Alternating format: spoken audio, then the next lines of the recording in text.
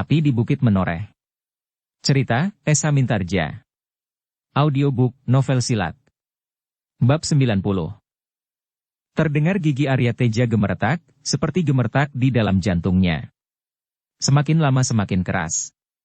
Wajahnya yang membara menjadi semakin merah seperti saga. Dengan susah payah, ia mencoba menyabarkan perasaannya, supaya ia tidak kehilangan pengamatan diri dalam perkelahian yang akan terjadi. Sejenak kemudian terdengar suara Arya Teja terbata-bata. Apapun menurut perasaan dan penilaianmu atas persoalan ini, Paguhan, tetapi kita telah menentukan bagaimana kita akan menyelesaikannya. Nah, jangan banyak berbicara lagi. Marilah kita lihat, siapakah yang akan dapat keluar dari daerah ini. Siapakah yang besok masih dapat menyebut bahwa malam ini kita telah berkelahi di bawah pucang kembar. Ujung-ujung bibir Paguhan tergerak. Kau memang seorang pemimpi. Baiklah, semakin cepat memang semakin baik. Ayo, apakah kau telah bersiap? Besok orang-orang Menoreh akan menemukan bangkaimu di sini. Mungkin tinggal kerangkamu saja yang akan diketemukan orang, karena anjing-anjing liar itu. Seandainya Arya Teja tidak berhasil menahan dirinya, ia akan benar-benar jatuh ke dalam pengaruh kemarahannya, sehingga ia akan kehilangan kejernihan berpikir. Apabila demikian, maka keadaannya pasti akan sangat berbahaya, sebab ia berhadapan dengan seorang yang sebenarnya memang pilih tanding. Nah, apa katamu Arya Teja? Kenapa kau berdiri saja seperti patung? Apakah kau menyesal bahwa kau telah mengambil keputusan untuk melakukan penyelesaian dengan cara ini? Hampir saja Arya Teja meloncat menyerang Paguhan. Tetapi ia masih sempat menahan diri sekuat-kuatnya. Justru kini ia sadar bahwa Paguhan memang sedang memancing kemarahannya. Sebab kemarahan yang meluap-luap akan membuatnya kehilangan perhitungan. Kesadaran itulah yang justru menahan Arya Teja untuk tetap berdiri di tempatnya, meskipun dadanya seakan-akan hampir meledak. Bahkan ia masih dapat mengucapkan kata-kata. Ayolah Paguhan. Apakah kau hanya pandai berbicara tanpa ujung pangkal tetapi tidak pandai menggenggam senjata? Kita sudah tidak perlu berbicara lagi. Apakah besok bangkaiku atau bangkaimu yang akan menjadi makanan anjing-anjing liar? Marilah kita tentukan dengan perbuatan. Tidak dengan kata-kata. Dada Arya Teja berdesir ketika ia mendengar Paguhan justru tertawa. Kau agaknya menjadi ngeri membayangkan apa yang akan terjadi atasmu. Jangan takut. Bukankah kau seorang laki-laki jantan yang telah membawa nama cemerlang di dalam pengabdianmu kepada Demak? Kau tidak perlu takut mati. Apakah kau sedang mencoba membuat aku marah dan kehilangan akal? Sahut Arya Teja. Paguhan, aku sudah bukan anak-anak lagi yang mudah kau bakar dengan kata-kata penghinaan. Kau akan menjadi salah hitung. Sebaiknya kita berhadapan sebagai orang laki-laki, tanpa banyak usaha untuk mengalahkan lawan dengan licik seperti yang sedang kau lakukan. Kau tidak perlu membuat aku marah, karena sebenarnya aku memang sedang marah tetapi kemarahanku bukan kemarahan anak-anak lagi. Dada Paguhan berdesir mendengar kata-kata Arya Teja. Hampir-hampir ia sendirilah yang jatuh ke dalam perangkapnya sendiri. Hampir-hampir ia kehilangan pengamatan diri. Tetapi sejenak kemudian ia pun menyadari keadaannya. Sekali lagi ia tertawa dan berkata, "Kau selalu berprasangka jelek. Baiklah, aku tidak akan berbicara lagi tentang kemungkinan yang akan terjadi, supaya kau tidak menjadi ketakutan. Marilah kita bersiap untuk menentukan siapakah di antara kita yang akan dapat keluar dari daerah ini." Arya Teja sama sekali sudah tidak bernafsu lagi untuk berbicara. Namun kini ia telah menemukan kemantapan diri. Ia tidak boleh terpancing dengan cara apapun juga, supaya ia dapat melakukan perlawanan dengan wajar. Perlahan-lahan ia mengangkat tombaknya, dan perlahan-lahan ujung tombaknya merunduk setinggi dada. Tombak itu adalah tombak yang jarang sekali dipergunakannya. Namun kali ini ia akan berhadapan dengan seorang yang dianggapnya mempunyai beberapa kelebihan dari anak-anak muda yang lain, sehingga tombak itulah yang dibawanya untuk menemaninya melawan Paguhan yang telah berkhianat terhadap persahabatan mereka. Paguhan yang menyadari bahwa ia tidak dapat lagi membakar hati Arya Teja, segera bersiap pula. Dari selongsong putihnya, ia mengambil sepasang senjata yang dahsyat sekali. Sepasang nenggala, yang bermata dua, di pangkal dan di ujungnya. Dada Arya Teja berdesir melihat sepasang senjata yang mengerikan itu. Senjata yang khusus dimiliki oleh Paguhan dari gurunya. Sepasang senjata di kedua tangannya itu berarti 4 ujung yang tajamnya melampaui senjata-senjata biasa. Apakah kau heran melihat senjataku? Terdengar suara Paguhan datar. Arya Teja menggeleng. Tidak. Kau pernah memperlihatkan kepadaku. Oh. Paguhan mengangguk-anggukan kepalanya. Aku memang pernah memperlihatkan kepadamu. Tetapi kau belum pernah melihat bagaimana aku mempergunakannya. Aku ingin segera melihatnya, karena itu jangan banyak berbicara. Sekali lagi dada Paguhan berdesir. Tetapi sekali lagi ia bertahan untuk tidak masuk ke dalam perangkapnya sendiri. Sejenak kemudian, kedua anak muda itu telah berdiri berhadapan dengan senjata di tangan masing-masing. Paguhan dengan sepasang senjata yang khusus, sedang Arya Teja menggenggam tombak pendeknya dengan kedua tangannya. Ujung tombak itu kini menjadi semakin merendah. Setapak ia maju mendekati Paguhan. Matanya yang tajam menyambar kedua senjata itu berganti-ganti, namun kemudian ditatapnya mata Paguhan yang semakin membara.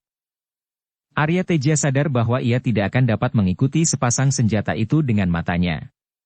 Keduanya pasti akan bergerak dengan arah dan irama yang berbeda. Tetapi Arya Teja tidak akan dapat ditipu lagi oleh arah pandangan mata Paguhan. Pengalamannya telah cukup luas menghadapi segala macam senjata. Juga jenis-jenis senjata berpasangan. Bulan yang bulat telah memanjat langit semakin tinggi. Cahayanya yang kekuning-kuningan memancar mewarnai dedaunan yang hijau gelap. Satu-satu kelelawar berterbangan di dalam kesenyapan langit yang cerah. Arya Teja dan Paguhan telah berdiri berhadapan. Senjata-senjata mereka telah bergetar. Beberapa langkah mereka bergeser. Tetapi, tatapan mata mereka seolah-olah terpaku kepada lawan. Mereka tidak boleh lengah sekejap pun. Ketika di kejauhan terdengar anjing liar menyalak bersahut-sahutan, maka anak-anak muda itu sudah tidak dapat menahan diri lagi. Setapak mereka mendekat, dan tiba-tiba terdengar Paguhan berteriak nyaring. Sebuah loncatan yang hampir tidak tertangkap oleh mata, telah membuka sebuah serangan yang langsung mengarah kepada lawannya. Tetapi Arya Teja telah bersiap sepenuhnya. Dengan lincahnya ia bergeser menghindar. Selangkah ia surut, namun kemudian tombaknya terjulur lurus mematuk lambung lawannya. Terdengar sebuah dentingan yang keras. Kedua senjata anak-anak muda itu beradu. Terasa getaran yang tajam merambat dari ujung senjata masing-masing ke telapak tangan mereka. Dan getaran itu ternyata telah menggetarkan jantung mereka. Sehingga mereka masing-masing berdesah di dalam hati. Alangkah dahsyat tenaganya. Dengan demikian kedua anak-anak muda yang sedang berkelahi itu dapat mengukur betapa besar kekuatan lawan. Mereka menyadari bahwa mereka masing-masing tidak lebih kuat dari lawan mereka. Paguhan yang bersenjata rangkap itu bertempur seperti seekor naga berkepala 4. Mematuk dan menyergap dari segenap penjuru. Sepasang senjatanya itu seakan-akan telah berkembang menjadi ratusan bahkan ribuan mata nenggala yang mengerikan, tetapi lawannya adalah seorang anak muda yang cukup matang mempergunakan tombaknya. Tombak bertangkai pendek di tangan Arya Teja itu berputar bergulung-gulung seperti asap yang melindungi dirinya. Asap yang menyebarkan racun yang terlampau tajam. Sentuhan asap itu akan berakibat terlampau parah bagi lawannya. Dengan demikian maka perkelahian itu menjadi kian lama kian sengit. Bukan saja karena keduanya adalah anak-anak muda yang memiliki ilmu yang tinggi, tetapi ternyata mereka telah dibakar pula oleh dendam dan kebencian, sakit hati dan harga diri yang berlebih-lebihan. Mereka sudah tidak dapat berpikir lain kecuali membinasakan lawan masing-masing atau mati terkapar sebagai laki-laki jantan di bawah pucang kembar itu. Ketika angin yang kencang bertiup dari utara, maka sepasang pucang itu pun terayun-ayun seakan-akan ikut serta menarikan tarian maut, seperti yang sedang terjadi di atas bentangan berumput di bawahnya.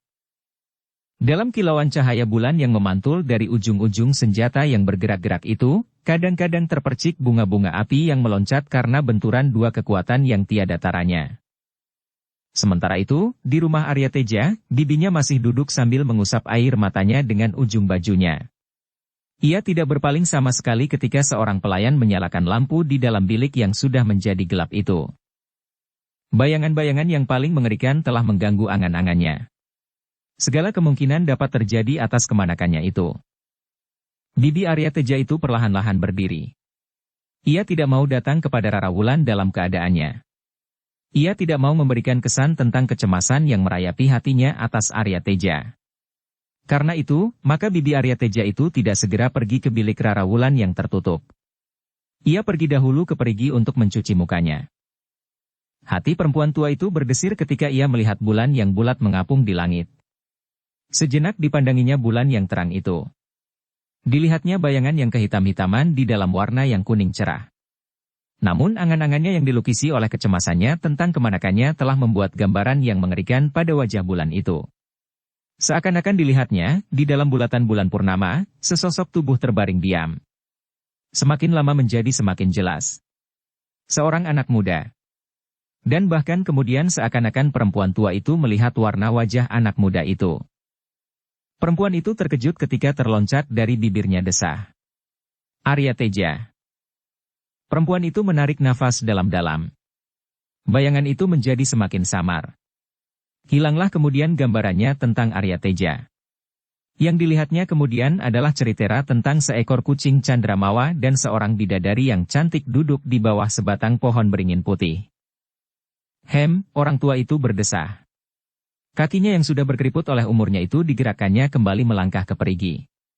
Dalam kesenyapan malam terdengarlah gerit senggot timba seakan sedang merintih. Perempuan tua itu mencuci mukanya. Dicobanya untuk menghilangkan segala macam kesan yang dapat menimbulkan kecemasan kepada Rara Wulan yang sedang berputus asa. Aku harus membuat hatinya menjadi tenteram. Ia akan mendengar berita yang lebih menyayat hatinya besok pagi apabila seseorang telah menemukan sesosok tubuh terkapar di bawah sepasang pucang kembar itu. Siapapun orang itu. Sambil mengusap mukanya yang basah dengan ujung kain panjangnya, perempuan itu berjalan tertatih-tatih menuju ke bilik Rara Wulan yang masih tertutup rapat. Ketika perempuan itu sudah masuk ke dalam rumah, maka pintu lerek di butulan belakang pun segera ditutupnya rapat-rapat, supaya angin yang dingin tidak menyusup masuk ke dalam. Dibenahinya rambutnya yang kusut, sambil berjalan perlahan-lahan menuju ke bilik Rara Wulan. Dengan hati-hati Bibi Arya Teja itu mendorong daun pintu bilik itu ke samping, supaya seandainya Rara Wulan masih tidur kelelahan, tidak menjadi terkejut karenanya.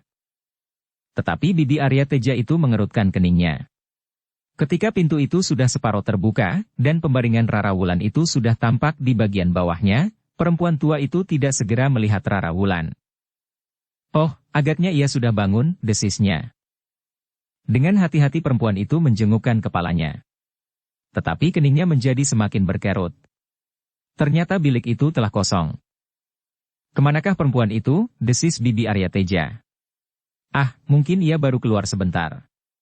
Ke dapur atau ke belakang. Bibi Arya Teja itu kemudian melangkah masuk. Dibiarkannya pintu tetap terbuka, supaya kehadirannya tidak mengejutkan Rara Wulan seandainya ia masuk kembali ke dalam biliknya. Dengan hati-hati pula Bibi Arya Teja membenahi pembaringan Rara Wulan. Dilipatnya kain yang masih berserak-serakan. Ditebahnya pembaringan itu dengan sapu lidi, dan tikar yang berkerut pun diluruskannya. Kemana perempuan ini? Pertanyaan itu selalu mengganggunya.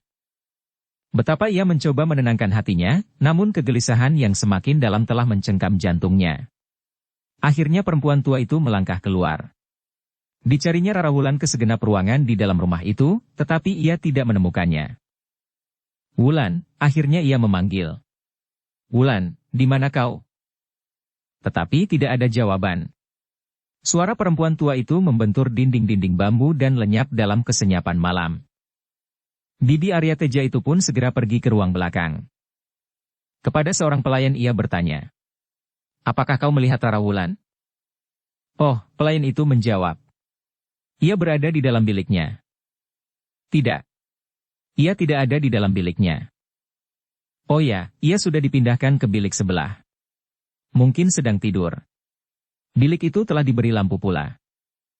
Ia tidak ada pula di dalam bilik itu. Seluruh ruangan di dalam rumah itu telah aku cari, tetapi ia tidak ada di dalam. Pelayan itu mengerutkan dahinya. Tetapi ia ada di dalam, desisnya. Pelayan yang lain yang mendengar percakapan itu segera mendekat pula dan berkata. Rara Wulan sedang tidur ketika aku memasang lampu di dalam biliknya. Ya, tetapi ia sudah bangun dan tidak ada di dalam bilik itu. Pelayan itu menggigit bibirnya. Aku tidak melihat ia pergi ke belakang. Biarlah aku mencarinya sebentar.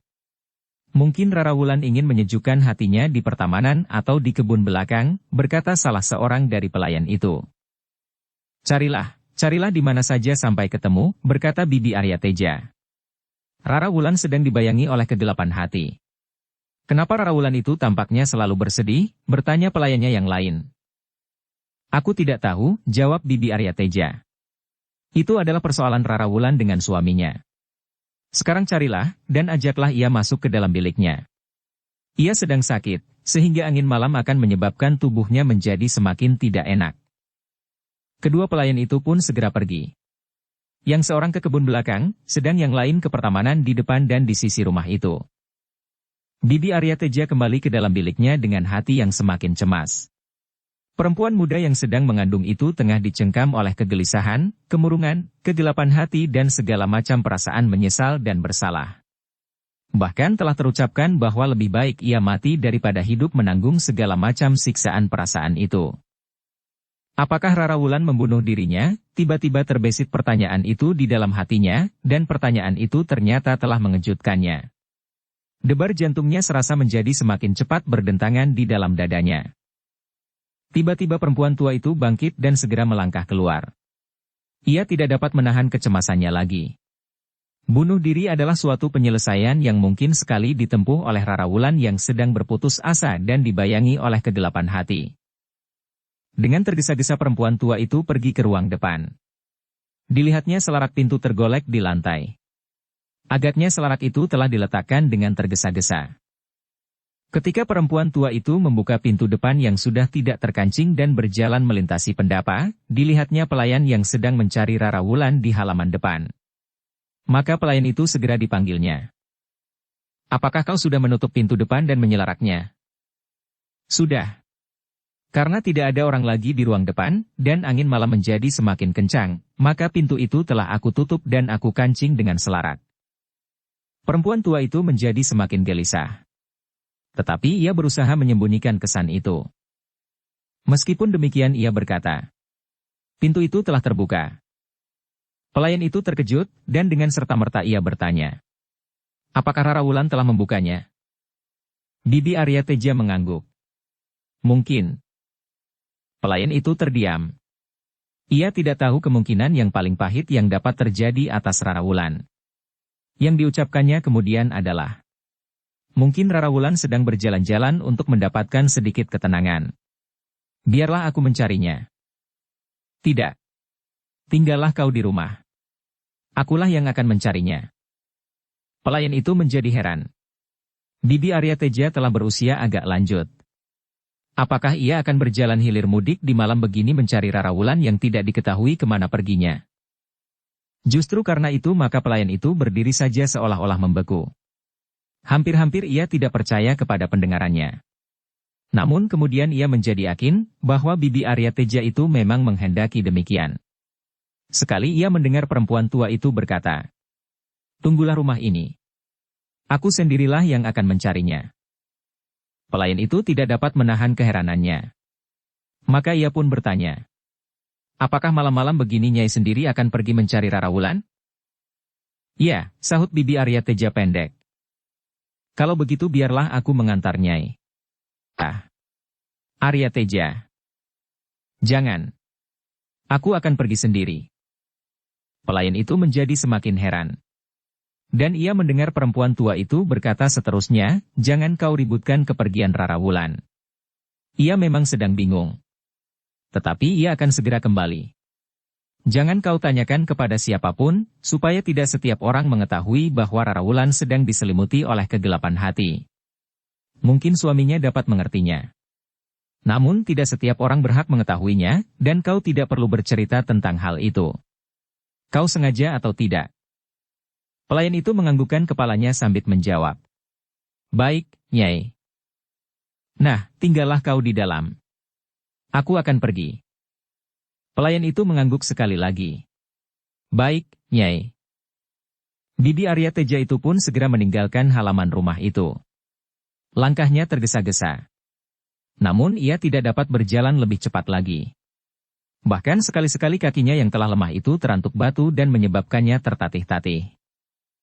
Meskipun bulan yang bulat tergantung di langit yang bersih, tetapi perempuan tua itu merasa, pandangan matanya terlampau kabur. Ia hanya melihat bayangan-bayangan hitam bertebaran di sekitarnya. Tetapi, dalam jarak beberapa langkah, ia sudah tidak dapat mengenal lagi, bayangan apakah yang sedang dihadapinya. Tetapi, perempuan tua itu berjalan terus. Ia bertekad untuk menemukan Rara Wulan.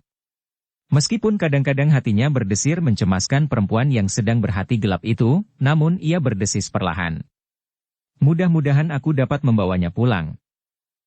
Perempuan itu berusaha berjalan semakin cepat. Tetapi, ketuanya tidak memungkinkannya lagi. Sekali-sekali terasa kakinya menjadi pedih terantuk pada kerikil-kerikil yang tajam. Namun ia berjalan terus. Meskipun seperti Arya Teja, ia menyesal bahwa sesuatu telah terjadi sebelum perkawinan Rara Wulan itu dengan suaminya. Tetapi, ia tidak dapat membiarkan perempuan itu mengambil keputusan yang mengerikan. Tetapi, langkah perempuan itu kemudian menjadi ragu-ragu. Kemana aku harus mencarinya? Meskipun demikian, perempuan tua itu sama sekali tidak ingin mengurungkan niatnya. Diikutinya saja langkah kakinya, menyusur jalan pedukuhan yang samar-samar, kemudian masuk ke dalam bulak yang luar. Di kejauhan tampak bayangan padesan yang kehitam-hitaman dan agak jauh di belakang, pegunungan yang membujur diam seperti seorang raksasa yang sedang tidur dengan nyenyaknya. Tiba-tiba perempuan tua itu teringat kepada janji Arya Teja dengan Paguhan. Mereka akan bertemu untuk membuat penyelesaian di bawah pucang kembar. Apakah yang dapat aku lakukan saat ini? Ia bertanya di dalam hatinya. Samar-samar terbayang di dalam angan-angannya dua peristiwa yang mengerikan terjadi bersama-sama. Di bawah pucang kembar itu Arya Teja terbaring mati karena dadanya tersobek oleh senjata, dan di tempat lain diketemukan mayat Rara Wulan yang membunuh dirinya sendiri. Bulu-bulu tengkuk perempuan tua itu meremang. Benar-benar suatu peristiwa yang mengerikan. Menoreh akan geger karenanya. Arya Teja adalah orang yang terpandang. Sebentar lagi ia akan mendapat wisuda, menduduki jabatannya. Tetapi sebelum hal itu terjadi, suami istri itu telah mati dalam keadaan yang menyedihkan. Bibi Arya Teja itu terhenti sejenak, ditekankannya telapak tangannya di dadanya. Sekali lagi diedarkannya pandangan matanya. Yang tampak olehnya adalah bayangan-bayangan hitam. Bahkan raksasa yang sedang tidur itu menjadi terlampau mengerikan baginya tiba-tiba terbesitlah di dalam kepalanya suatu pikiran untuk pergi ke pucang kembar.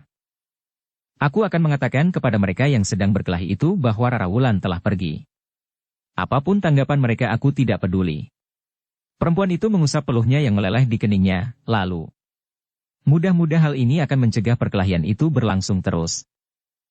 Agaknya pikiran itu sedikit memberinya harapan. Karena itu, maka perempuan itu pun mencoba untuk berjalan secepat-cepatnya menuju ke pucang kembar. Tetapi, pucang kembar itu tidak terlampau dekat. Meskipun demikian, ia berjalan juga menuju ke sana, ke tempat dua orang laki-laki sedang mencoba memperhitungkan harga diri mereka dibumbui oleh sakit hati dan kecewa, menurut cara yang telah mereka setujui bersama. Dengan hati yang lemas, maka Bibi Arya Teja itu berjalan secepat-cepat dapat dilakukannya. Ia sama sekali tidak merasakan lagi betapa kakinya menjadi nyeri dan betapa tulang-tulangnya yang tua itu menjadi terlampau letih. Yang ada di kepalanya adalah secepat-cepatnya mencapai pucang kembar untuk memberitahukan apa yang sudah terjadi rumah. Rara Wulan telah hilang. Mudah-mudahan aku belum terlambat. Mudah-mudahan keduanya masih dapat mendengar dan terpengaruh oleh peristiwa ini. Perempuan itu mengerutkan keningnya, lalu. Kecuali apabila mereka telah kehilangan kemanusiaan mereka karena dendam dan kebencian. Malam pun semakin lama menjadi semakin dalam. Bulan yang terapung di langit perlahan-lahan bergeser menurut garis edarnya. Semakin lama semakin memanjat hingga sampai ke puncak langit. Angin malam yang dingin berhembus perlahan-lahan, menggerakkan dedaunan. Namun kadang-kadang bertiup semakin kencang. Sehingga daun-daun yang kuning berguguran jatuh di atas tanah. Tetapi sebentar lagi angin itu mereda, namun dinginnya masih saja sampai menyusup tulang. Bibi Arya Teja yang berjalan, menyusuri jalan persawahan tidak menghiraukannya. Langkahnya bahkan dipercepatnya sedapat-dapat. Tetapi ketika di kejauhan terdengar salak anjing liar, orang tua itu mengerutkan keningnya. Perlahan-lahan ia bergumam. Apakah jalan ke pucang kembar harus melampaui gerombolan anjing-anjing liar itu? Dada perempuan tua itu menjadi berdebar-debar. Ia memang takut terhadap anjing-anjing yang liar itu. Apalagi ia adalah seorang perempuan tua, sedang anak-anak muda pun selalu mencoba menghindari gerombolan anjing-anjing yang ganas. Itu. Mudah-mudahan tidak, desisnya pula. Dan perempuan itu berjalan terus. Meskipun hatinya menjadi semakin berdebar-debar karena salak anjing yang saut menyahut di kejauhan itu. Bahkan semakin lama menjadi semakin dekat. Perempuan tua itu pernah mendengar bahwa seseorang yang telah dianggap hilang, ternyata dapat diketemukan beberapa hari kemudian. Orang-orang menganggap bahwa orang itu adalah korban dari anjing-anjing liar yang berkeliaran. Bahkan seseorang menganggap bahwa lebih baik bertemu dengan harimau loreng di perjalanan dekat daerah hutan daripada bertemu anjing-anjing liar dalam jumlah yang cukup besar. Oleh ingatan itu, maka terasa dentang jantung perempuan tua itu menjadi semakin keras memukul rongga dadanya. Seperti salak anjing yang terdengar semakin keras pula. Pucang kembar masih jauh, gumamnya. Tetapi bibi Arya Teja itu tidak berhenti. Di bawah pucang kembar Arya Teja dan Paguhan bertempur semakin sengit. Mereka telah melupakan segala macam perhubungan yang baik di antara keduanya. Mereka sama sekali sudah tidak dapat lagi mengekang dirinya, sehingga mereka telah sampai pada puncak ilmu masing-masing. Sepasang senjata Paguhan benar-benar merupakan pasangan senjata yang mengerikan. Seperti tatit yang menari-nari di udara, senjata itu meloncat-loncat dari segala arah ke segala arah. Seolah-olah sepasang senjata itu dapat berubah menjadi puluhan pasang yang bergerak bersama-sama. Kadang-kadang Arya Teja terpaksa meloncat surut beberapa langkah, apabila gerak sepasang senjata lawannya itu membingungkannya. Ia terpaksa mengambil jarak untuk dapat melihat gerak lawannya, supaya dapat menyusun perlawanan yang rapat. Namun setiap kali Paguhan selalu menyindirnya. Dengan tertawa penuh hinaan ia berkata, "Ayo Arya Teja, bukankah kau pernah berjasa bagi Demak sebagai prajurit pilihan? Kenapa kau hanya mampu berlari-lari tanpa dapat memberikan perlawanan yang berarti?"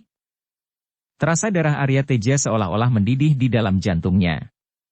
Tetapi kemudian kesadarannya dapat mengekangnya sehingga ia tidak kehilangan nalar. Setiap kali ia menyadari bahwa lawannya sedang berusaha memancing kemarahannya, maka Arya Teja segera menemukan ketenangannya kembali. Apakah sebenarnya yang dibanggakan oleh para pemimpin dan senapati Demak atasmu, heh, Arya Teja? Suara Paguhan terdengar terlampau menyakitkan hati. Arya Teja tidak segera menyahut. Dipusatkan perhatiannya kepada tata gerak lawannya. Meskipun di dalam hatinya ia mengakui bahwa Paguhan telah berhasil meningkatkan ilmunya, tetapi Arya Teja masih belum merasa bahwa lawannya itu melebihinya. Menurut penilaiannya, perkelahian itu masih belum dapat menemukan kemungkinan, siapakah yang akan dapat keluar dari bawah pucang kembar ini. "Heh," Paguhan berteriak, "apakah kau menjadi ketakutan mendengar suaraku?" Arya Teja menggeram. Namun ia masih belum menjawab. Bukan menjadi kebiasaannya, berkelahi sambil berbicara tanpa ujung dan pangkal sekedar berusaha mempengaruhi perasaan lawannya. Paguhan yang berusaha untuk membangkitkan kemarahan Arya Teja menjadi kecewa. Arya Teja seakan-akan sama sekali tidak mendengar kata-katanya. Meskipun kata-kata hinaan itu beberapa kali diulanginya, namun Arya Teja masih tetap membisu. Akhirnya Paguhan pun terdiam pula. Ia tidak bernafsu lagi untuk mencoba memancing kemarahan lawannya. Tetapi perhatiannya kini dimantapkannya kepada sepasang senjatanya yang mengerikan itu. Benturan-benturan yang dahsyat telah terjadi antara dua kekuatan yang sukar dicari bandingnya. Bunga api memercik di udara di sela-sela suara dencing senjata beradu. Semakin lama menjadi semakin sengit. Ujung-ujung senjata kedua orang yang sedang bertempur itu menjadi semakin cepat menari-nari. Meskipun demikian mereka masih mendengar suara anjing liar menggonggong di kejauhan. Telinga mereka yang telah biasa mendengar suara gonggongan anjing-anjing liar itu sama sekali tidak lagi dapat dipengaruhinya. Tetapi, meskipun pertempuran itu tidak terhenti, namun kedua orang yang sedang berkelahi itu mendengar suara gonggongan anjing-anjing liar itu menjadi semakin ribut. Bahkan kemudian suara itu seolah-olah melonjak-lonjak. Kedua orang itu sama sekali tidak menaruh perhatian untuk seterusnya, karena mereka masih terikat di dalam perkelahian. Tetapi dalam sekilas itu, mereka mengerti bahwa anjing-anjing liar itu telah memperebutkan mangsa. Mungkin seekor kambing, mungkin seekor kijang yang sering berkeliaran di gerumbul-gerumbul liar, di pinggir hutan, atau apapun yang lain. Tetapi anjing-anjing hutan itu sama sekali bukan persoalan mereka. Yang kini mereka hadapi adalah ujung-ujung senjata yang setiap kali siap merobek kulit daging mereka. Dengan demikian, maka salak anjing yang sahut-menyahut itu sama sekali sudah tidak berpengaruh lagi atas kedua orang yang sedang berkelahi itu. Mereka bahkan memeras segenap kemampuan mereka untuk segera memenangkannya. Ternyata tangan Arya Teja benar-benar mampu menguasai senjatanya, sehingga seolah-olah tombak pendek di tangannya itu melonjak-lonjak sendiri tanpa digerakkan. Bahkan seolah-olah tangan Arya Teja hanya sekedar mengikuti gerak dari senjatanya yang dahsyat itu, paguhan mengumpat di dalam hatinya. Peluhnya telah semakin banyak mengalir di pelipis dan punggungnya. Bahkan seluruh tubuhnya telah basah pula karenanya. Namun, terasa bahwa perkelahian itu masih jauh dari selesai. Mereka sama sekali masih belum dapat meyakini apa yang kira-kira akan terjadi atas diri mereka masing-masing. Dengan sepenuh kemampuan yang ada mereka bertempur semakin sengit. Sekali-sekali mereka terdorong surut, sekali-sekali salah seorang dari mereka berhasil mendesak lawannya, tetapi sekejap kemudian keadaan segera berubah.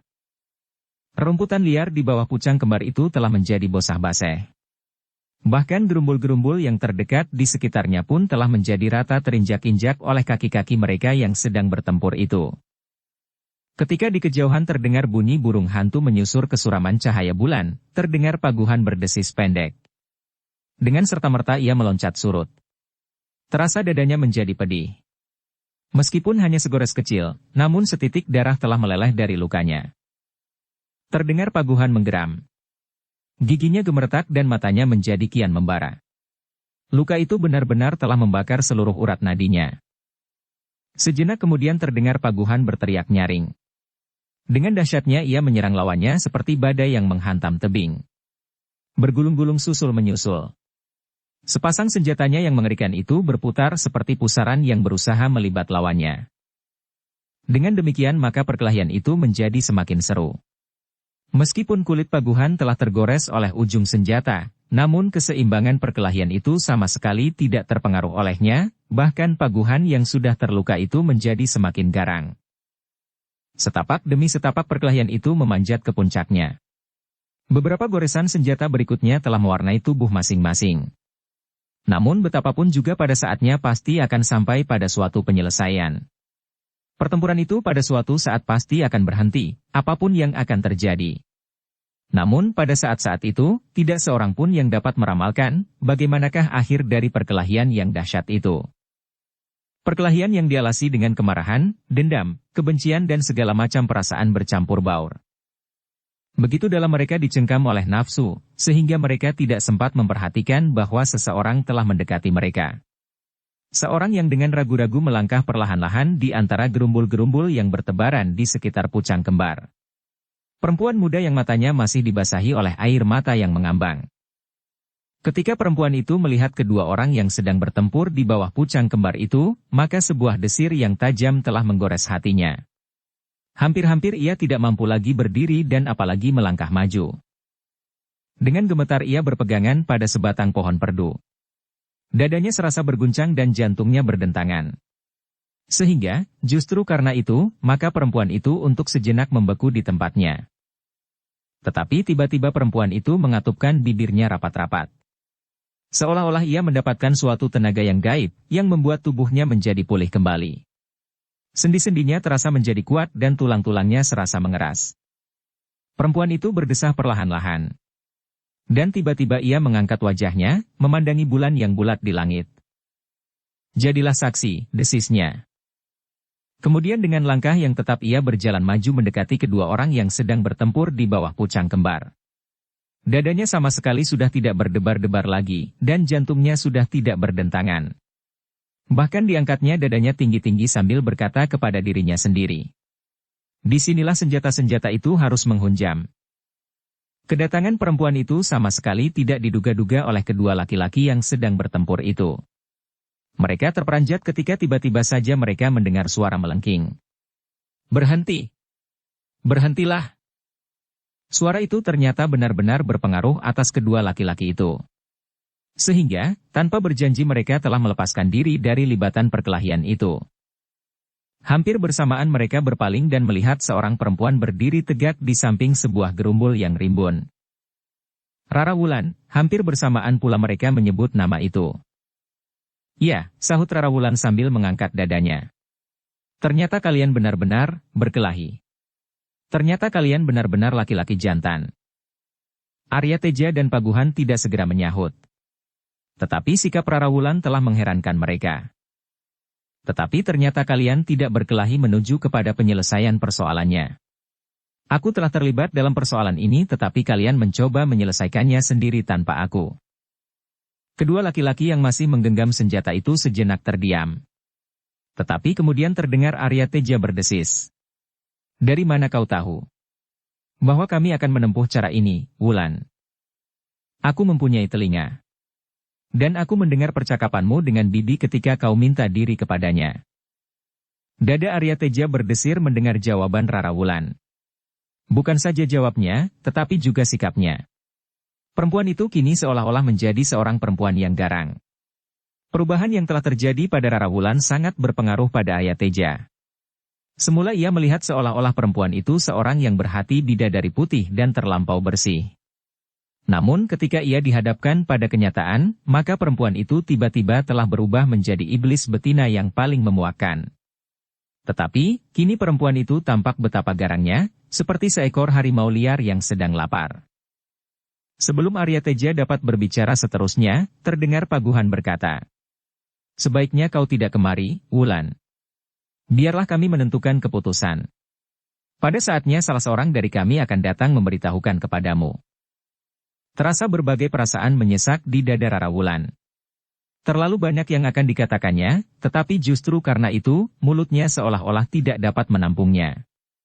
Kata-kata itu seakan-akan berebut dahulu keluar dan justru telah menyumbat mulutnya. Dalam kediaman itu terdengar di kejauhan suara anjing liar memekik. Kemudian sepi. Yang mula-mula terdengar adalah kata-kata Arya Teja. "Pergilah. Biarlah kami menentukan siapakah yang akan dapat keluar dari tempat ini." Mata Rara Wulan seolah-olah telah menyala. Sahutnya, terbata-bata. "Lalu apakah yang akan kau lakukan setelah salah seorang terbunuh di tempat ini?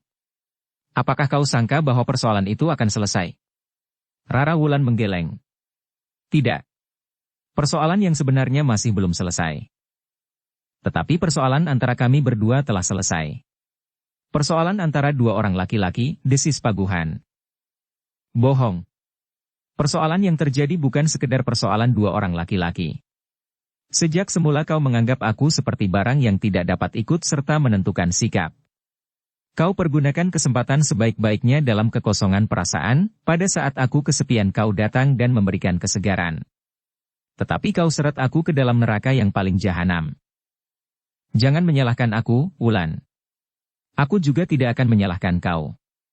Tetapi, Arya Teja adalah gambaran dari seorang laki-laki yang hanya memikirkan dirinya sendiri. Ia sama sekali tidak berpikir tentang seseorang yang telah diikatnya dalam pembicaraan sebelum menjadi istrinya. Ditinggalkannya perempuan itu dalam kesepian, tanpa batas." Kata Paguhan terpotong oleh Arya Teja. Dan selama itu, telah didengarnya bisikan iblis di telinganya yang menjerumuskannya ke dalam dosa. Kau tidak ingin bercermin tentang dirimu sendiri. Hubungan kami adalah hubungan yang wajar, yang terjadi antara seorang laki-laki dan perempuan. Yang paling gila adalah ikatan yang telah kau pasang tanpa memikirkan akibat yang dapat terjadi. Kau sangka bahwa Rara Wulan itu seorang perempuan yang berhati batu? Tidak, Arya. Ia adalah seorang perempuan biasa. Perempuan yang dijalari oleh nafsu-nafsu manusiawi pada masa-masa remaja. Ia tidak akan dapat membohongi diri sendiri. Ia telah berbuat dengan jujur sesuai dengan suara hati nuraninya. Ia tidak dapat menyimpan dorongan-dorongan yang paling peka yang menjalari darahnya. Dan aku pun telah berbuat sesuai dengan hasrat yang paling dalam di dalam diriku. Aku bukan seorang yang suka berpura-pura seperti kau. Aku adalah seorang yang jujur kepada diriku sendiri seperti Rara Wulan pada saat itu. Tetapi ikatan-ikatan yang kau belitkan pada dirinya telah membuatnya sengsara seperti yang kau lihat saat ini. Kau yang hidup dalam suatu dunia yang kau penuhi sendiri dengan berbagai macam tantangan-tantangan dan ikatan-ikatan yang selalu menyiksa diri. Tetapi jangan kau seret orang lain besertamu. Paguhan. Arya Teja menggeram sambil meremas tangkai tombak pendeknya. Itukah yang kau sebut kejujuran kepada diri sendiri? Kau anggap bahwa, Setiap nafsu yang menyala di dalam diri harus mendapat penyaluran tanpa memikirkan akibatnya. Penyaluran yang tidak mapan sekalipun? Paguhan, kau benar-benar seorang yang berhati iblis. Kalau setiap manusia menganggap bahwa kejujuran adalah tanpa pengekangan diri, maka dunia akan dibakar oleh berkobarnya segala macam nafsu lahiriah. Manusia akan terlempar kembali ke dalam lembah kehidupan yang biadab. Peradaban manusia, dalam satu segi yang dijiwai oleh sifat-sifat manusia yang biadab, adalah jauh lebih parah daripada kehidupan di masa-masa manusia sama sekali belum mengenal peradaban. Kejujuran mereka bukan kejujuran yang pura-pura. Kejujuran sebagai senjata untuk melakukan perbuatan yang pada zamannya adalah perbuatan yang paling kotor. Kalau perbuatan itu kau anggap, karena perempuan itu tidak berhati batu, maka anggapan itu adalah senafas dengan kejujuran yang lames. Paguhan memotong. Kau benar-benar sudah kehabisan nalar. Kau adalah seorang yang tidak melihat getar di dalam diri seseorang karena kau selalu menindas getar yang serupa yang tumbuh di dalam dadamu. Supaya kau dianggap sebagai seorang yang bersih, seorang yang baik, seorang yang tidak bernoda, maka kau telah menumpas semua gerak naluriah di dalam hatimu. Tetapi, apakah kau dengan demikian berlaku jujur? Apakah kau benar-benar berbuat demikian itu? Tak seorang pun yang tahu apa yang telah kau lakukan di rantau. Tak seorang pun tahu bahwa kau benar-benar melakukan seperti keinginanmu, agar setiap orang menganggap kau demikian. Paguhan, berkata Arya Teja. Aku adalah seseorang yang menghargai apa yang lelah menjadi keputusan bersama dari orang-orang tua kita, yang lambat laun telah membentuk peradaban kita sekarang ini. Keputusan yang tidak tergurat di dalam rontal yang manapun juga, tetapi terasa telah menjiwai nafas kehidupan kita. Jangan kau sangka bahwa hal itu lahir dengan serta-merta. Tetapi kelahirannya pasti didorong oleh pengalaman yang beribu tahun. Bahwa kita telah membuat dinding batu di sekeliling halaman rumah kita adalah salah satu bentuk yang serupa seperti kita telah membuat pagar ayu dalam hubungan antara laki-laki dan perempuan. Sedumuk batuk senyeri bumi taruhannya senilai keagungan ikatan antara laki-laki dan perempuan. Wajah Paguhan yang tegang menjadi semakin menegang. Nafasnya berdeburan di dalam rongga dadanya. Sejenak ia terbungkam. Namun sejenak kemudian meledaklah suara tertawanya, seperti suara iblis dari dalam kubur. Dengan lantang ia berkata di sela-sela derai suara tertawanya. Oh, tenggelamlah kau dalam ikatan-ikatan yang mencekik tata kehidupan itu. Tetapi aku tidak mau. Aku ingin bebas seperti burung Garuda di langit. Tidak ada ikatan yang dapat mengikat kebebasanku. Apapun yang aku kehendaki, hendaknya terjadi. Hubunganku dengan Rara Wulan adalah salah satu bentuk kebebasan itu. Aku tidak mau orang lain mencampuri kebebasanku. Aku bertanggung jawab atas segalanya. Aku akan menghadapi setiap orang yang akan mengganggu-gugat bentuk kebebasan yang aku kehendaki.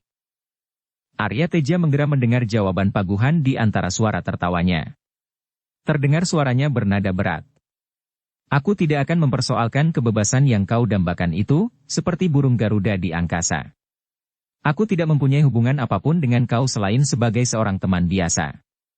Aku tidak akan kehilangan seandainya kau terjerumus dalam jurang yang paling nista sekalipun. Tetapi kau jangan menyentuh hidupku dalam segala seginya. Kau jangan menyinggung ujung dari hakku atas pribadiku dan segala hubungannya. Arya Teja berhenti sejenak. Terasa dadanya menjadi sesak dan bahkan seakan hampir meledak. Sejenak kemudian terdengar suaranya dalam nada yang berat. Tetapi Paguhan, kegilaanmu itu telah melanggar segi-segi kehidupanku. Bahkan yang paling berharga dalam hidupku. Karena itu, maka aku tidak akan dapat tinggal diam. Aku tidak akan dapat membiarkan kau dalam kegilaan itu. Suara tertawa Paguhan telah lenyap bersama gemanya, dihanyutkan oleh angin yang bertiup semakin kencang. Yang terdengar kemudian adalah gemeretak giginya beradu. Tetapi sebelum ia mengucapkan kata-kata, terdengar suara Rara Wulan melengking tinggi. Kalian berdua telah dicengkam oleh kegilaan kalian masing-masing. Kalian memandang dunia ini dari sudut kepentingan kalian. Kalian berbicara dalam hubungan ini menurut pendirian dan kesenangan kalian sendiri. Sedang pendirian kalian tidak akan dapat bertemu. Paguhan adalah gambaran dari seorang iblis yang paling gila, yang telah mempergunakan setiap kesempatan untuk menyeret seseorang ke dalam neraka yang paling dalam. Sedang Arya Teja adalah seorang pemimpin yang memuakkan, yang hidupnya hanya dibayangi oleh gambaran-gambaran yang paling indah tanpa mengenal kenyataan, tanpa mengenal noda-noda yang melekat pada setiap hati yang tersimpan di dalam dada ini. Rara Wulan berhenti sejenak. Nafasnya serasa berkejaran lewat lubang hidungnya, sedang dadanya menggelombang semakin cepat. Dengan nafas yang terengah-engah ia berkata, "Tetapi, yang paling berdosa dalam persoalan ini adalah aku. Aku yang telah membuat kalian berdiri berhadapan dalam kegilaan kalian masing-masing. Aku telah menyerahkan diriku ke dalam tangan iblis yang paling jahat, sementara aku menempatkan diriku ke dalam keindahan mimpi yang paling mengasyikkan. Tetapi kenyataan telah melemparkan aku ke keadaanku sekarang yang telah mendorong kalian berdua untuk menggenggam senjata dan berusaha saling membunuh. Hal itu tidak akan terjadi apabila aku tidak memulas diriku seperti bidadari, tetapi menyerahkan diri ke dalam tangan iblis yang paling laknat." Sekali lagi Rara Wulan berhenti. Nafasnya terasa menjadi semakin sesak. Wajahnya menjadi merah membara dan matanya seolah-olah menyalakan api yang berkobar di dalam dadanya. Suaranya yang gemetar kemudian terdengar lagi. "Karena itu, kalian tidak akan dapat menyelesaikannya tanpa aku. Ayo, katakan, apakah yang akan terjadi seandainya salah seorang dari kalian telah mati? Hubungan apakah yang ada di antara salah seorang dari kalian yang hidup itu dengan aku? Tidak. Persoalan itu masih belum selesai. Jalan yang paling singkat dari penyelesaian itu adalah apabila kalian menghunjamkan senjata kalian bersama-sama di dalam dadaku ini. Aku akan mati. Dan tidak ada lagi yang dapat kalian pertengkarkan." Ketika Rara Wulan itu terdiam, maka suasana di bawah pucang kembar itu telah dicengkam oleh keheningan. Masing-masing berdiri tegang kaku. Yang terdengar hanyalah suara angin berdesir di dedaunan. Lamat-lamat suara cengkerik berderik di antara bunyi rintihan burung kedasih yang ngelangut. Sekali-sekali di kejauhan masih terdengar gonggong anjing-anjing liar. Tetapi kemudian sunyi. Anjing-anjing yang telah menjadi kenyang itu agaknya telah kembali ke dalam sarang mereka. Arta Teja dan Paguhan tersentak ketika mereka mendengar suara Rara Wulan terbata-bata. "Ayo, siapakah yang jantan di antara kalian? Disinilah terletak sumber dari persoalan ini, di sini, di dalam dadaku. Hanya dengan melubangi dadakulah maka semua persoalan akan dapat selesai." Kedua laki-laki itu sama sekali tidak bergerak. Mereka terpaku diam seperti sepasang patung dari dua orang jantan yang menggenggam senjata masing-masing. "Ayo, siapakah yang paling jantan di antara kalian berdua? Heh, cepatlah. Kenapa kalian diam saja? Apakah kalian telah menjadi pengecut yang tidak berani melihat darah? Aku akan merasa berbahagia apabila kalian berani membunuh aku sekarang. Arya Teja adalah suamiku, sedang Paguhan adalah laki-laki yang akan menjadi ayah dari anakku apabila ia kelak lahir. Tetapi bagiku, mati adalah jalan yang sebaik-baiknya. Hidupku dan hidup anak ini kelak akan selalu menumbuhkan persoalan yang tidak ada henti-hentinya." Tidak seorang pun yang menyahut. Kedua laki-laki itu terpukau dalam kediaman. Samar-samar dalam cahaya bulan mereka melihat Rara Wulan seperti seekor harimau betina yang paling liar. Rambutnya terurai lepas di punggungnya bergetar karena sentuhan angin padang yang kering. Tanah berumput yang terbentang di bawah pucang kembar itu menjadi sepi, sesepi tanah pekuburan. Mereka yang berdiri tegak di bawahnya, seakan-akan telah membeku seperti pokok-pokok pohon semboja.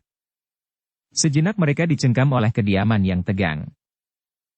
Yang pertama-tama menyobek sepinya malam adalah suara Rara Wulan. "Kenapa kalian diam saja mematung, heh? Ayo, siapa yang paling jantan lakukanlah lebih dahulu. Menghunjamkan senjata-senjata kalian itu di dadaku.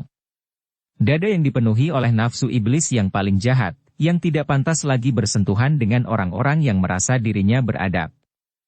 Meskipun peradaban itu telah menyeretku dalam keadaan yang paling parah, tetapi aku akan tetap menghormatinya. Terkutuklah apa yang telah terjadi, terkutuklah kau Paguhan yang ingin membebaskan dirinya seperti burung Garuda di langit, tanpa batas-batas peradaban, yang dapat menerkam setiap anak kambing yang tersesat di padang penggembalaan." Sekali lagi kebekuan mencengkam suasana. Yang terdengar adalah suara nafas mereka yang memburu di lubang-lubang hidung mereka. Kedua laki-laki itu hampir tidak bergerak sama sekali. Mereka terpaku, dan seolah-olah telah membeku. "Ayo cepatlah," mereka mendengar lagi Rara Wulan berteriak semakin keras. "Ayo, siapa yang lebih jantan di antara kalian?" Kini, Rara Wulan melangkah maju. Tubuhnya gemetar dan wajahnya tengadah. Tetapi, wajah itu seakan-akan sudah bukan wajah Rara Wulan lagi yang mereka kenal sehari-hari. Wajah itu adalah wajah yang paling mengerikan, seperti wajah iblis yang haus menghisap darah, seperti wajah Wewe yang merindukan bayi, tetapi juga seperti wajah mayat yang paling putus asa dijerat oleh kematian yang paling mengerikan. Ayo, terdengar suaranya benar-benar seperti suara hantu. Senjata siapakah yang lebih tajam? Inilah dada yang menyimpan hati yang hitam, sehitam arang. Dan inilah dada yang menyimpan hati yang dibakar oleh nafsu sepanas bara. Dan inilah hati yang sedang berputus asa dicengkam oleh penyesalan dan putus asa. Karena itu, kalau kalian jantan, hujamkanlah senjata itu ke dalam dada ini. Selangkah demi selangkah Rara Wulan maju. Samar-samar dalam bayangan sinar bulan yang penuh, dalam desau angin malam dalam belayan suara burung kedasih yang ngelangut. Kenapa kalian diam saja? Apakah kalian telah mati membeku lebih dahulu daripada aku? Rara Wulan menjadi semakin dekat. Beberapa langkah dari kedua laki-laki itu Rara Wulan berhenti. Bayangan rambutnya yang hitam, yang terurai dengan kusutnya, membuat wajahnya menjadi semakin mengerikan. Paguhan, katanya kau menggenggam sepasang senjata kebanggaan. Ayo, tusukkanlah senjata itu bersama-sama di sini. Rara Wulan menunjuk dadanya. Selangkah ia maju mendekati Paguhan. Tetapi tanpa sesadarnya Paguhan melangkah surut. Ketika Rara Wulan maju lagi, maka Paguhan pun sekali lagi melangkah surut. Apakah kau akan lari, Paguhan? Paguhan tidak menjawab. Tetapi wajahnya menjadi semakin tegang daripada ia harus berhadapan dengan Arya Teja.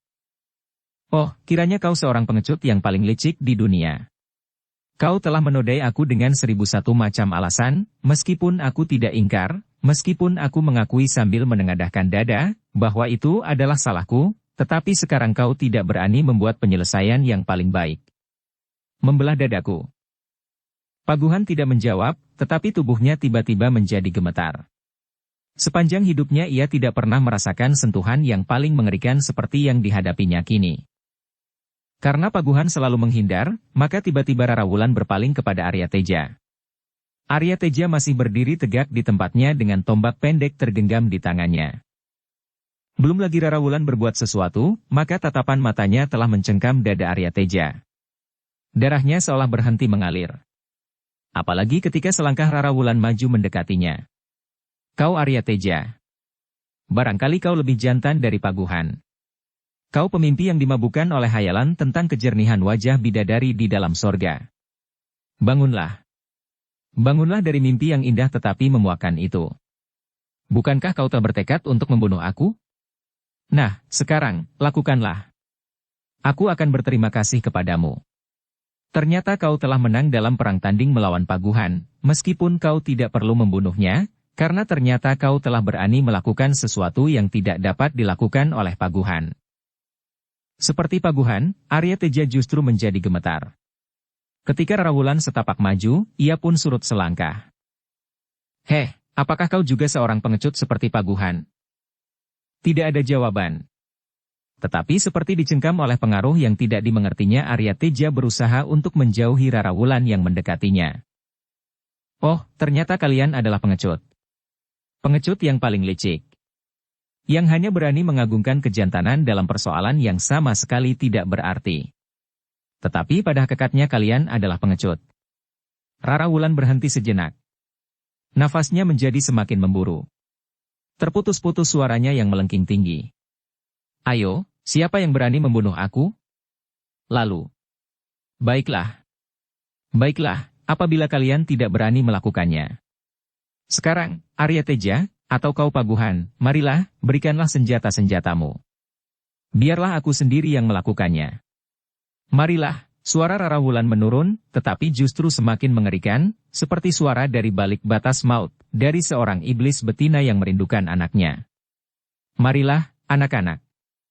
Marilah, berikanlah senjata itu. Paguhan atau kau Arya Teja. Marilah anak-anak manis, aku pinjam dolananmu.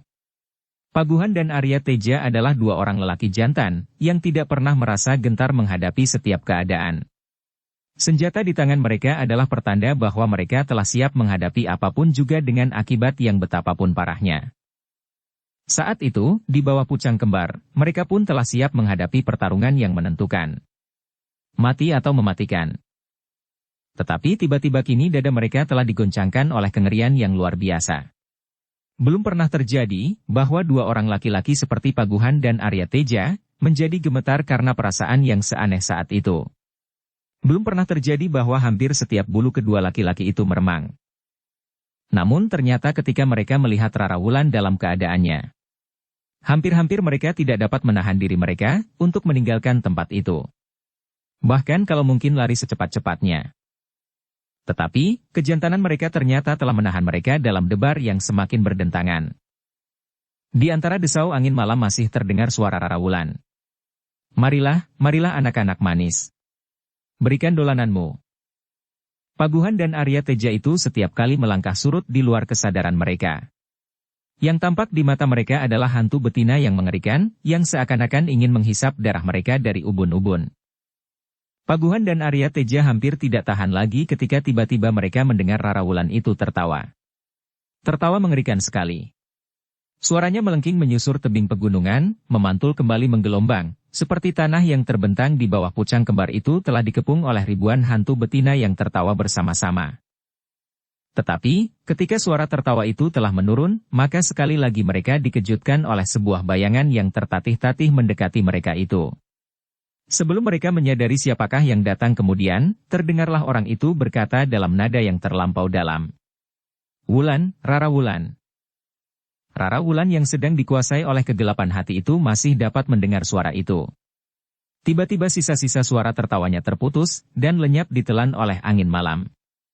Ketika perempuan itu berpaling, maka dilihatnya seseorang datang kepadanya perlahan-lahan. Rara Wulan, kenapa kau? Aku mencarimu, anakku. Rara Wulan mengerutkan keningnya. Tiba-tiba kepalanya terasa pening dan matanya berkunang-kunang. Tetapi, ia masih mendengar orang yang datang itu berkata, Eling, Nger.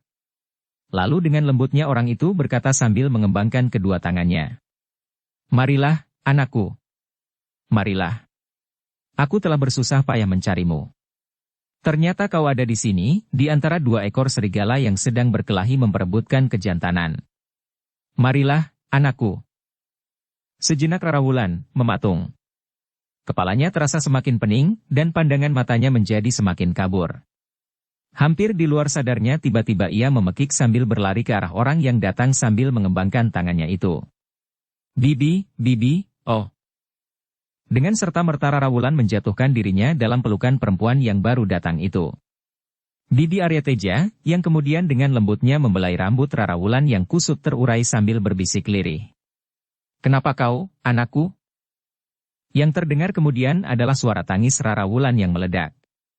Namun, sesaat kemudian suara itu menurun, dan akhirnya diam sama sekali. Perempuan tua itu hampir terjatuh menahan tubuh Rara Wulan yang menjadi pingsan. Perlahan-lahan tubuh itu diletakkannya di atas tanah yang basah oleh embun. Kini perempuan tua itulah yang berdiri tegak di sisi tubuh Rara Wulan. Perempuan itu memandangi Paguhan dan Arya Teja berganti-ganti. Perasaan yang aneh masih saja merayap di hati kedua laki jantan itu. Mereka terpukau melihat apa yang baru saja terjadi, sehingga seakan-akan mereka tidak tahu tanggapan apakah yang telah terjadi di dalam diri masing-masing. Tetapi, setelah Rara Wulan terbaring diam, dan kini yang tegak di hadapan mereka adakah perempuan tua itu, namun kengerian masih saja tergores di dalam dada mereka. Nah, terdengar suara perempuan itu. Lihat. Inikah penyelesaian yang kalian kehendaki? Kedua laki-laki itu terbungkam. Kini, kalian melihat tubuh Rara Wulan yang pingsan setelah sekian lama ia menahan gejolak perasaannya. Ia tidak kuat melawan gelora itu di dalam dirinya, sehingga ia menjadi gelap hati dan tidak dapat mengendalikan dirinya sendiri. Perempuan itu berhenti sejenak. Lalu, seandainya perempuan ini bangun, dan yang ditemuinya adalah peristiwa yang menggoncang perasaannya, maka aku yakin, bahwa Rara Wulan akan menjadi gila. Gila. Sebenarnya gila. Apakah kalian tidak percaya? Bagi perempuan muda ini memang lebih baik mati daripada menjadi gila. Dan sebab daripada itu adalah kalian berdua. Paguhan yang telah mempergunakan kesempatan selagi gadis itu dahulu kesepian, dan Arya Teja yang menjadi gila karenanya. Kedua laki-laki yang menggenggam senjata di tangannya itu masih terbungkam. Nah, apakah kalian masih ingin melihat darah mengalir di bawah pucang kembar? Kalau demikian, maka aku menganjurkan, sebelum kalian berkelahi, maka biarlah salah seorang dari kalian memenuhi permintaan Rara Wulan ini. Bunuhlah selagi ia masih dalam keadaannya. Bunuhlah perempuan ini, sehingga kalian akan menjadi lebih puas. Malam ini, pada saat purnama naik, di bawah pucang kembar ini ada 3 jiwa yang melayang. Jiwa perempuan ini, anak yang masih di dalam kandungannya dan salah seorang dari kalian berdua yang ingin disebut dirinya pahlawan. Ketika perempuan itu terdiam sejenak, maka kesepian yang tajam telah mencengkam suasana. Hanya desir angin yang terdengar di antara derik suara belalang. Namun di dalam kesepian, ternyata dada kedua laki-laki yang di tangannya masih tergenggam senjata itu, telah bergolak dengan dahsyatnya. Kata-kata bibi Arya Teja langsung menusuk ke dalam jantung, melampaui tajamnya senjata yang ada di tangan masing-masing. Betapa keras hati mereka, betapa tumpul perasaan-perasaan mereka, namun apa yang mereka lihat, ternyata telah membuat hati mereka menjadi cair. Nafsu mereka untuk saling membunuh perlahan-lahan menipis, seperti embun di pagi hari. Dalam pada itu terdengar suara perempuan tua itu. Bagaimana? Kenapa kalian diam saja? Siapakah yang lebih jantan dan berani melakukannya? Aku ingin melihat, dan biarlah aku menjadi saksi. Bahkan di bawah pucang kembar ini, seorang laki-laki telah berani berbuat dengan penuh kejantanan dan kepahlawanan, membunuh seorang perempuan yang sedang mengandung dan dalam keadaan pingsan. Ayo, siapakah yang jantan di antara kalian? Tidak seorang pun yang bergerak, bahkan ujung jari kaki pun tidak. Siapa? Teriak perempuan itu. Kedua laki-laki itu masih membeku di tempatnya. Bibir Arya Teja sejenak berdiam diri. Nafasnya menjadi makin cepat mengalir, dan dadanya yang tipis menjadi bergelombang dengan cepatnya. Tetapi kedua laki-laki itu masih tetap tegak di tempatnya. Keheningan yang tegang telah menjelajahi tanah yang terbentang di seputar pucang kembar itu. Di kejauhan masih terdengar suara binatang malam berderik-derik, dan kadang-kadang suara burung kedasih yang sayup-sayup, seperti senandung yang sedih. Apakah kalian tidak dapat berbuat sesuatu? Bertanya bibi Arya Teja itu. Apakah kalian akan berdiri saja di tempat itu semalam suntuk? Pertanyaan itu telah menggerakkan hati kedua laki-laki itu. Mereka menyadari apa yang sedang mereka hadapi. Tetapi mereka tidak segera mengerti apakah yang sebaiknya mereka kerjakan. Baiklah, kalau kalian tidak lagi ingin membunuh. Bukankah begitu? Pertanyaan itu terlontar dari mulut perempuan tua itu. Ternyata kalian tidak melakukannya. Tidak ada jawaban, bagaimana? Heh? Kedua laki-laki itu menjadi bingung. Jawablah pertanyaanku, sejenak kemudian perempuan itu berkata pula. Kalau kalian tidak dapat menjawab dengan perkataan, jawablah dengan perbuatan. Kalau kalian masih ingin membunuh, segera lakukanlah. Kalau salah seorang tidak segera melakukan, maka aku anggap bahwa kalian telah merubah keputusan bahwa kalian telah merubah pendirian kalian untuk meneteskan darah di bawah pucang kembar ini. Sebagai laki-laki jantan keputusan bersama harus dihargai seperti kalian menghargai jiwa sendiri. Dada kedua laki-laki itu berdesis tajam. Sejenak mereka merasa terjebak dalam suatu keputusan yang tidak mereka kehendaki sehingga hati mereka melonjak.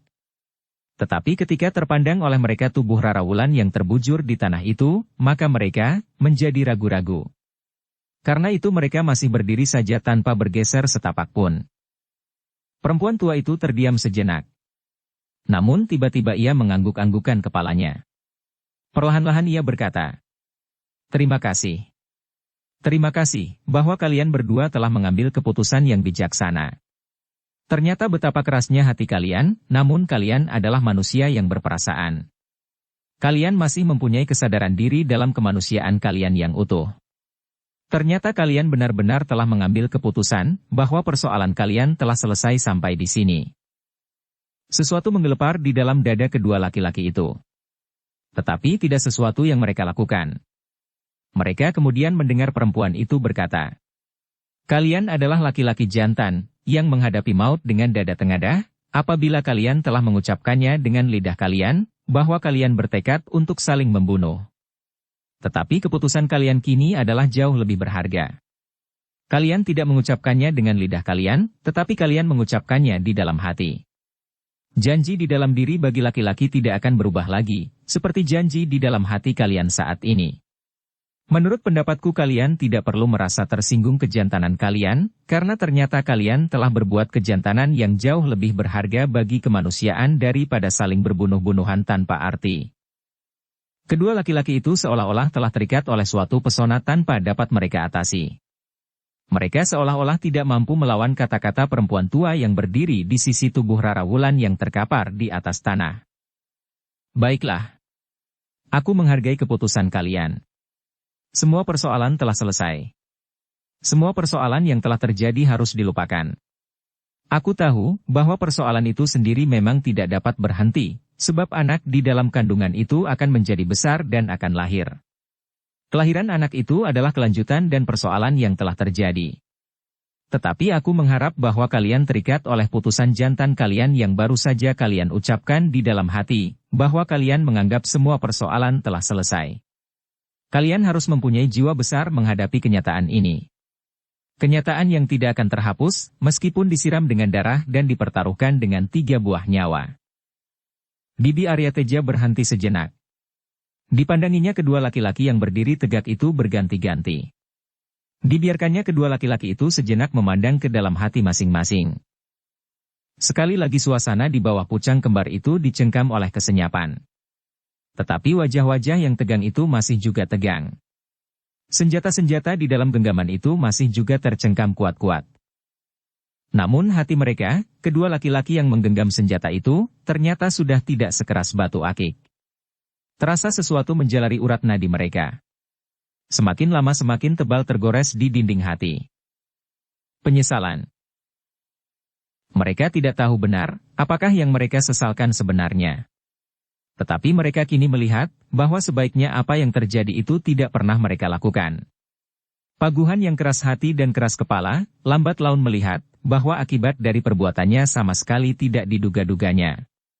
Apalagi apabila dilihatnya tubuh Rara Wulan terbaring diam di atas rerumputan. Aku dapat tidak mempedulikan apa yang terjadi atas diriku karena aku memang tidak pernah memperhitungkannya, tetapi ternyata Rara Wulan mengalami goncangan perasaan terlampau berat, desis paguhan di dalam hatinya. Sedang Aryateja pun menyesal pula. Setelah ia mengikat gadis itu dalam pembicaraan, maka gadis itu ditinggalkannya terlampau lama sehingga hal yang sama sekali tidak diinginkannya itu terjadi. Seandainya ia tidak mengikat gadis itu dalam pembicaraan seperti yang telah dibicarakan oleh orang-orang tua mereka, maka tidak akan ada persoalan bagi Rara Wulan. Gadis itu dapat segera kawin dengan Paguhan. Tetapi semua itu telah terlanjur. Setitik noda telah melekat di tubuh Rara Wulan. Noda yang tidak akan terhapuskan sepanjang hidupnya. Apakah aku cukup kuat untuk dapat melupakannya? Pertanyaan itu membersit di dalam dada Aryateja. Kedua laki-laki itu terkejut ketika mereka mendengar perempuan tua yang berdiri di samping Rara Wulan itu berkata, "Kenapa kalian diam saja seperti sedang kehilangan akal?" Sesaat Paguhan dan Aryateja saling berpandangan. Tetapi sorot mata mereka sudah tidak lagi memancarkan api yang menyala di dalam dada mereka. Namun mereka masih tetap terbungkam. Apakah kalian tidak dapat berbicara sepatah kata pun? Masih tidak ada jawaban. Jika demikian, maka biarlah aku yang berbicara. Kalau kalian menolak, maka kalian harus segera menyatakannya. Perempuan itu diam sebentar, lalu. Persoalan kalian telah selesai. Rara Wulan adalah istri Aryateja. Anak di dalam kandungan ini anak Aryateja. Terasa dada kedua laki-laki itu berguncang. Tetapi mereka tidak tahu apa yang sebaiknya mereka lakukan. Mereka benar-benar seperti sedang dicengkam oleh sebuah pesona yang tidak dapat mereka atasi. Mereka masih berdiri diam ternganga-nganga ketika mereka mendengar perempuan tua itu berkata, "Semua persoalan yang pernah terjadi dianggap tidak pernah ada. Tetapi persoalan yang akan datang pun tidak boleh ada." Aryateja harus menerima keputusan ini dengan jiwa besar, dan Angger Paguhan harus melepaskan semua kepentingan dengan Rara Wulan dengan jiwa yang besar pula. Kedua laki-laki itu berdiri saja tegak di tempatnya bagaikan patung batu. Diam. Hanya senjata-senjata mereka sajalah yang kemudian tertunduk lesu. Seperti hati-hati mereka yang menjadi lesu pula. Mereka seakan-akan tidak lagi mempunyai gairah apapun untuk ikut serta menentukan hari depan mereka sendiri. Dan kedua laki-laki itu menggerakkan kepalanya ketika mereka mendengar bibi Arya Teja itu berkata, "Nah, Arya Teja dan Angger Paguhan. Kalian tidak menyanggah sepatah kata pun. Berarti kalian telah berjanji bahwa kata-kataku itu seakan-akan telah Angger ucapkan berdua sebagai janji di dalam hati. Janji jantan yang tidak akan dapat diganggu-gugat lagi." Kedua laki-laki itu masih membatu. Nah, kalau demikian, maka marilah kita kembali ke dalam persoalan yang wajar. Perempuan tua itu berhenti sebentar, lalu, "Arya Teja, kini kau harus menyadari bahwa istrimu sedang pingsan di sini. Kau tidak boleh membiarkannya, supaya nyawanya dapat tertolong bersama nyawa yang sedang dikandungnya." Terasa perasaan Arya Teja tersentak. Sebersit penolakan menyentuh hatinya. Tetapi ia tidak pernah dapat mengucapkan penolakan itu. "Kenapa kau diam saja?" bertanya bibinya. "Bawalah istrimu pulang. Tidak ada seorang pun yang tahu akan persoalan kalian. Pelayan-pelayan di rumahmu pun tidak mengetahuinya. Kalian berdua harus merahasiakan persoalan ini untuk kepentingan anak yang masih berada di dalam kandungan itu, sebagai pemenuhan janji kalian." Sesaat mereka tidak dapat berbuat apa-apa. Kedua laki-laki itu seakan-akan membeku di tempatnya. "Heh, kenapa kalian diam saja? Arya Teja, berbuatlah sesuatu supaya istrimu selamat." Sebuah keraguan-raguan yang tajam telah menggores dinding hati Arya Teja. Ia tahu bahwa keadaan Rara Wulan dapat membahayakannya. Tetapi terasa kakinya menjadi seberat timah untuk digerakkan. "Arya Teja," suara bibinya menjadi semakin keras. "Kemarilah. Berbuatlah sesuatu, jangan mimpi." Sebuah pergolakan terjadi di dalam hati Arya Teja. Ia masih saja dicengkam oleh keraguan. Meskipun hatinya sudah mulai cair, namun ia masih belum dapat melepaskan diri dari kungkungan perasaannya. Ia tahu benar bahwa perempuan itu telah bernoda. Ia tahu, dan ia tidak dapat menghapus pengetahuannya tentang itu. Tetapi tiba-tiba dadanya tergetar ketika ia mendengar suara paguhan lemah, tanpa diduga-duganya. "Arya Teja, apakah aku kau izinkan melakukannya untukmu? Aku tidak ingin melihat Rara Wulan membeku di sini." Terasa sebuah singgungan yang tajam menyentuh jantung Arya Teja. Tiba-tiba ia menggeram. "Aku dapat melakukannya sendiri, Paguhan." "Maaf, bukan maksudku menyinggung perasaanmu. Aku ingin berbuat sesuatu. Aku menyesal bahwa hal yang serupa ini telah terjadi pada Rara Wulan." Bersambung ke bab 91.